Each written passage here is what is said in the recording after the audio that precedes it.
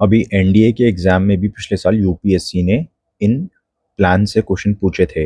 ये क्या है? इंडिपेंडेंस से पहले प्लान्ड डेवलपमेंट के लिए जो भी इनिशिएटिव्स थे, प्रपोजल्स थे। ठीक। तो प्लानिंग की जरूरत क्यों पड़ती है? जब रिसोर्सेज लिमिटेड हों, आपको प्रीलिम्स की तैयारी के लिए एक प्लान चाहिए। प्लान इसलिए चाहिए क्योंकि टाइम लिमिटेड है, एनर्जी लिमिटेड है ना। तो उसी तरह से देश के इकोनॉमिक रिसोर्सेज भी लिमिटेड हैं, इसलिए उन लिमिटेड रिसोर्सेज को कैसे मैनेज किया जाए एंड उन रिसोर्सेज को कैसे डेवलप किया जाए, उसके लिए क्या प्लानिंग होनी चाहिए, उसके लिए हमने बहुत सारी प्लानिंग्स करी थी। हर बंदे के अपने अलग अलग प्रपोजल्स थे। इनके ऊपर क्वेश्चन पहले भी आ चुके हैं, इनके क्या फीचर्स थे एंड दोबारा आ सकते हैं। सबसे पहले बताओ कि जो इकोनॉमिक प्लानिंग है वो कॉन्स्टिट्यूशन के किस लिस्ट में आती है? 7 शेड्यूल के लिस्ट 3 में, यानी कि कॉन्करेंट लिस्ट में एंट्री 20 है इकोनॉमिक एंड सोशल प्लानिंग। तो ये मत कह देना कि सर इकोनॉमिक प्लानिंग तो सिर्फ प्लानिंग कमीशन करता था और अब सिर्फ नीति आयोग करता है, तो यूनियन लिस्ट में होना चाहिए। नहीं, स्टेट गवर्नमेंट भी तो प्लानिंग करती है कि कैसे डेवलप करना है स्टेट को, राइट। तो ये कॉन्करेंट लिस्ट में है। 1934 में एम विश्वेश्वरैया, जो बहुत बढ़िया इंजीनियर थे और मैसूर के दीवान भी थे 5-6 सालों के लिए, तो उनका 15 सितंबर को बर्थडे इंजीनियर्स डे के रूप में मनाया जाता है। तो 1934 में उन्होंने एक डॉक्यूमेंट पब्लिश किया था, प्लान्ड इकोनॉमी फॉर इंडिया। उसमें उन्होंने कहा कि इंडिया को सेंट्रलाइज्ड प्लानिंग की जरूरत है। अब ये काफ़ी ऑब्वियस सी बात लग रही होगी, ऑब्वियस नहीं है। नीचे वाले प्लान्स पढ़ोगे तो पता लगेगा ये ऑब्वियस बात नहीं है, ठीक है। डिसेंट्रलाइज्ड के भी कुछ कुछ प्रपोजल्स थे। उन्होंने कहा फटाफट हमें इंडस्ट्री को ग्रो करना पड़ेगा, इंफ्रा डेवलप करना पड़ेगा। फर्क क्या होता है इंडस्ट्री और इंफ्रा में? इंडस्ट्री हो गई कि जैसे आपने कोई फैक्ट्री लगा दी, लेकिन इंफ्रा हो गया कि फैक्ट्री को काम करने के लिए सड़क चाहिए, बिजली चाहिए, पानी चाहिए, ठीक है ना, सपोर्टिंग इंफ्रा चाहिए होता है, लेबर चाहिए होती है, तो वो सारी चीज़ें इंफ्रा से आती हैं। और फटाफट हमें एग्रीकल्चर से इंडस्ट्री में शिफ्ट होने की ज़रूरत है। 1938 में 1938 में क्या हुआ था? कांग्रेस का सेशन हुआ था। कहाँ पे? हरिपुरा में, गुजरात के हरिपुरा में। ये इंपॉर्टेंट चीज़ है, मॉडर्न इंडियन हिस्ट्री के हिसाब से इंपॉर्टेंट है, ध्यान से सुनो। 1938 और 39 दो ऐसे सेशंस थे जिनमें सुभाष चंद्र बोस कांग्रेस के प्रेसिडेंट थे और दोनों में बहुत ही इंपॉर्टेंट इवेंट्स हुए थे। 1938 के कांग्रेस सेशन में सुभाष चंद्र बोस ने एक नेशनल प्लानिंग कमेटी बनाई और उसका चेयरमैन बनाया नेहरू को, राइट, ताकि इंडिया की प्लान्ड डेवलपमेंट के लिए प्रपोजल्स डेवलप किए जा सकें, राइट। अब नेहरू और बोस दोनों लेफ्टिस्ट थे, दोनों सोशलिज्म को प्रमोट करते थे। तो इसीलिए जो नेहरू जब पहले पीएम बने, तो जो हमारा जो भी 5 ईयर प्लानिंग वगैरह रही वो सोवियत इंस्पायर्ड रही एंड उसमें सोशलिज्म काफ़ी दिखता है। इसलिए शुरू में जितनी भी पीएसयू वगैरह थी, बहुत बड़ी बड़ी कंपनी थी, वो सारी गवर्नमेंट ओन्ड थी, राइट। तो ये तो एक तो हो गया बोस का रोल यहाँ पे, राइट। ये सारा स्टेट ओन्ड हैवी इंडस्ट्रीज वगैरह में। फिर 1939 में सेशन कहाँ पे हुआ था? त्रिपुरी में।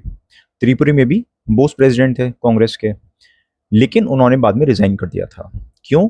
क्योंकि मैक्सिमम कांग्रेस के लोग महात्मा गांधी की अप्रोच से चलते थे एंड गांधी की अप्रोच बोस को काफ़ी मॉडरेट लगती थी।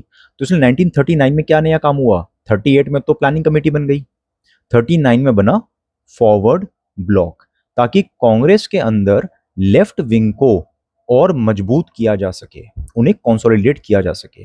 तो सुभाष चंद्र बोस ने लेफ्ट विंग को और कंसोलिडेट करने के लिए, मजबूत करने के लिए अलग से फॉरवर्ड ब्लॉक बनाया विद इन कांग्रेस, ठीक।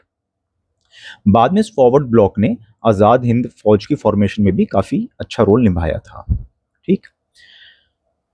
तो ये दो बातें हो गई 1938 और 39 की। 1944 में जो इंडस्ट्रियलिस्ट थे, अराउंड 8 इंडस्ट्रियलिस्ट थे, उन्होंने मिलकर एक बॉम्बे प्लान बनाया, राइट। आपको थोड़ा ध्यान रखने के लिए इन सबकी फोटोज भी नीचे दी हुई हैं, तो थोड़ी चीज़ें बाद में ध्यान रहेंगी, इन फोटोज को देख लेना। तो कई इंडस्ट्रियलिस्ट ने मिलकर एक प्लान बनाया। उसमें उन्होंने कहा कि इंडिया को बहुत ज़रूरी इंडस्ट्रियल ग्रोथ की ज़रूरत है, लेकिन सरकार की भी हमें इंटरवेंशन चाहिए। जनरली जो कैपिटलिस्ट लोग होते हैं वो ये कहते हैं कि गवर्नमेंट को इंटरफेयर नहीं करना चाहिए, है ना, इंडस्ट्री पे सब कुछ छोड़ देना चाहिए। लेकिन उस समय इंडस्ट्रीज को पता था कि देश की हालत बहुत ख़राब है एंड इंडस्ट्रीज के पास भी ज़्यादा पैसा नहीं है कि वो पूरी तरह से देश में सारी डेवलपमेंट कर पाएँ। इसलिए उन्होंने कहा कि इंडस्ट्रियल डेवलपमेंट में सरकार को भी साझेदारी करनी होगी, यानी कि उन लोगों ने मिक्स्ड इकोनॉमी का मॉडल प्रपोज किया। कि स्ट्रैटेजिक सेक्टर्स में सरकार को जरूरत है इंटरवेंशन की, क्योंकि प्राइवेट सेक्टर के पास इतना ज़्यादा पैसा नहीं है। 1944 में, हम क्रोनोलॉजी के हिसाब से चल रहे हैं, 1944 में श्रीमन नारायण अग्रवाल ने गांधीयन प्लान प्रपोज किया। श्रीमन नारायण अग्रवाल ने गांधीयन प्लान प्रपोज किया। जैसे गांधी जी कहते थे ना कि हमें बड़ी इंडस्ट्रीज नहीं चाहिए, हमें छोटी छोटी कॉटेज इंडस्ट्रीज चाहिए, जिससे एम्प्लॉयमेंट बढ़े, लोगों को रोजगार मिले, राइट, विलेज सेल्फ सफिशिएंसी। तो उन्होंने प्रपोज किया कि इंडिया को एग्रीकल्चर पे फोकस करना चाहिए। अभी तक हम क्या कह रहे थे, हम ये कह रहे थे कि बहुत ही ऑब्वियस सी बात है कि इंडस्ट्री लगनी चाहिए, लेकिन सबके लिए इतनी ऑब्वियस बात नहीं थी। श्रीमन नारायण अग्रवाल का कहना था कि हमें इंडस्ट्री से ज्यादा एग्रीकल्चर पे फोकस करना चाहिए, एनिमल हस्बेंड्री पे फोकस करना चाहिए, विलेजेस में कॉटेज इंडस्ट्री से फोकस करना चाहिए, जिसको छोटी छोटी इंडस्ट्री होती है जो लोग अपने घर में खोल सकते हैं। 1945 में पीपल्स प्लान बनाया एमएन रॉय ने, राइट। ये फोटो आपको काफी नई लग रही होंगी, ये एक्चुअली बहुत पुरानी फोटोज हैं, एआई से इनको थोड़ा नया किया गया है। तो एमएन रॉय ने प्रपोज किया पीपल्स प्लान। एमएन रॉय ने कहा कि ये टोटली सोशलिस्ट प्लान होगा। उन्होंने कहा था कि इंडिया में हमें ना तो सिर्फ इंडस्ट्री ना ही सिर्फ एग्रीकल्चर, हमें दोनों पे फोकस करने की जरूरत है, लेकिन दोनों पे फोकस सोशलिस्ट प्लान के हिसाब से होना चाहिए। और सबसे पहले हमें फोकस करना होगा लोगों को बेसिक नीड्स देने के लिए। टारगेट होना चाहिए कि अगले 10 साल के अंदर हम टोटली बेसिक नीड्स हर बंदे को पहुंचा दें।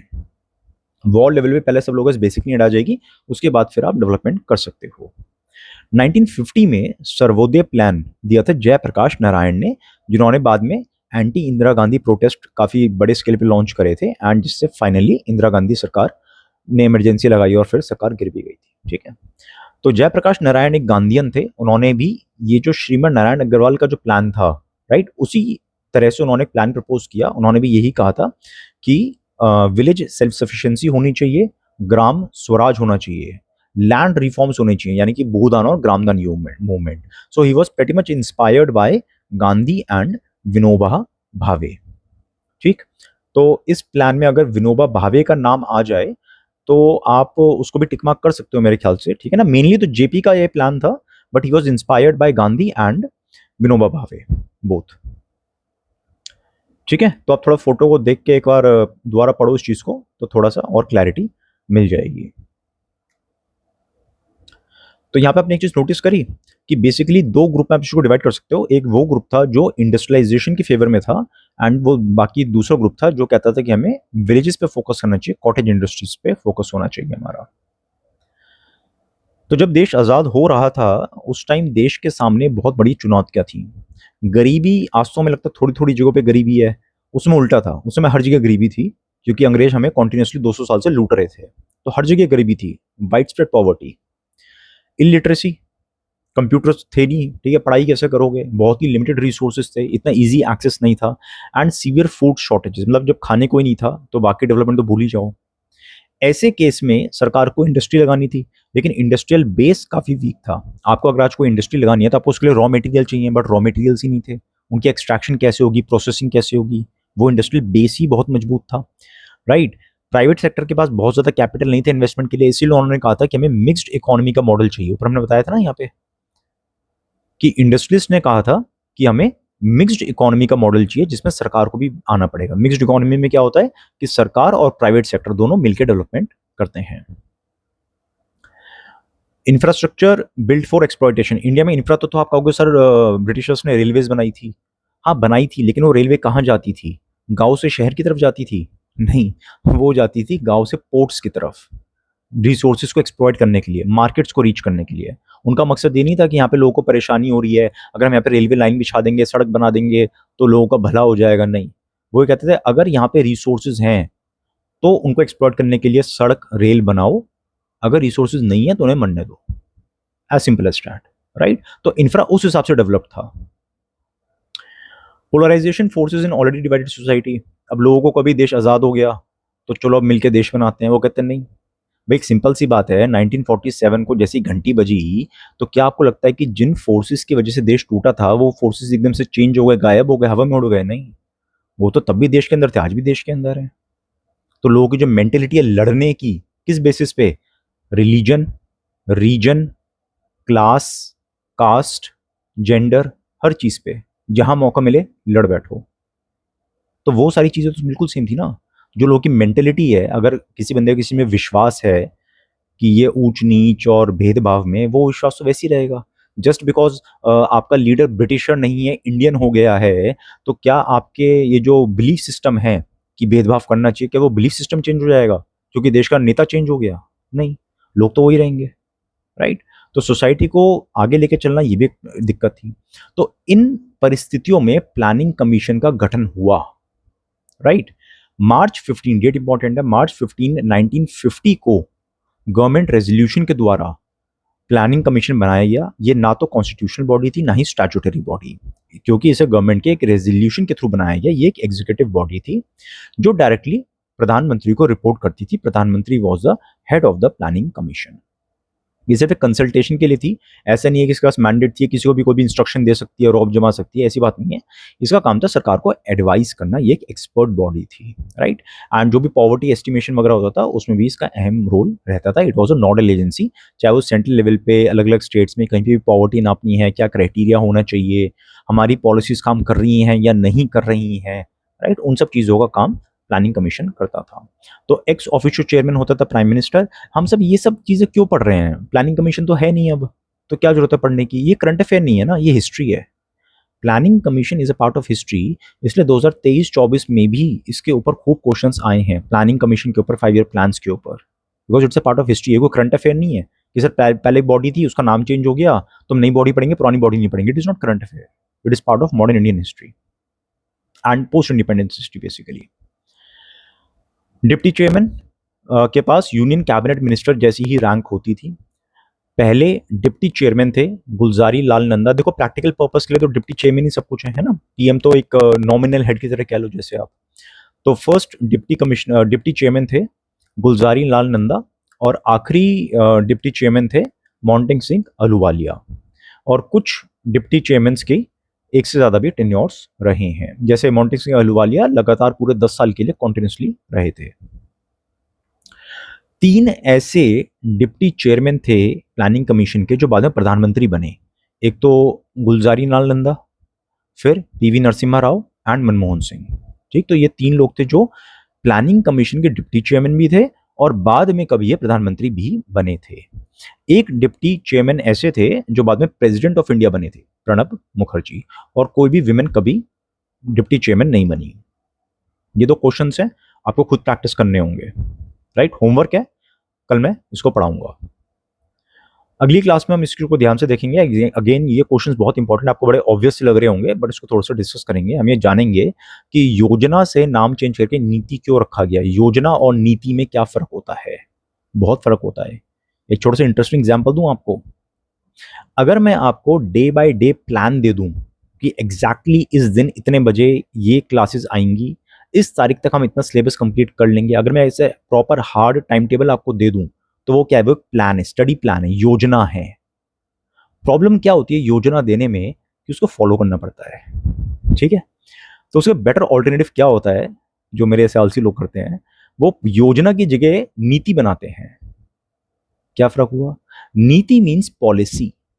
मेरी ऐसी पॉलिसी है कि इस बार प्रीलिम्स में कम से कम 50 क्वेश्चन तो आ ही जाएंगे हम जो पढ़ेंगे उसमें से।